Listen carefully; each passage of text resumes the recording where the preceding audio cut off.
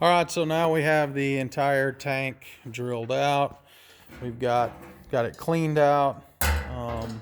We have the ring here. This ring actually, once you get to the point to where you're ready to bolt the pump in, this ring is supposed to go in and go up underneath here, under this lip. It's hard to do with one hand and hold the phone with the other. Anyway, this will go up underneath here, and all of those holes will line up with the holes in this, and that's what the screws screw into. So a lot of guys will take the welder and tack weld this on, which we haven't decided if we're going to tack that, use JB Weld, or use just a piece of tape as per the instructions, and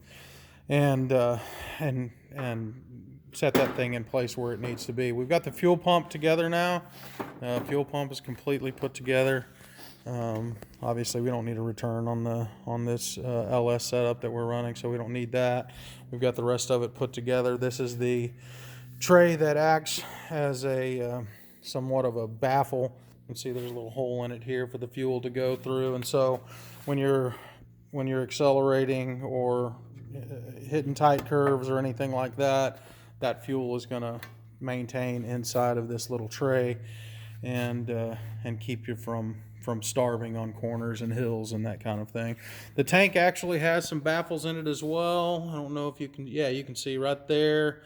And then there's also one, that one's too dark to see, but there's one on both sides. And so I'm not too concerned about starving for fuel or any of that. I think we're going to be fine.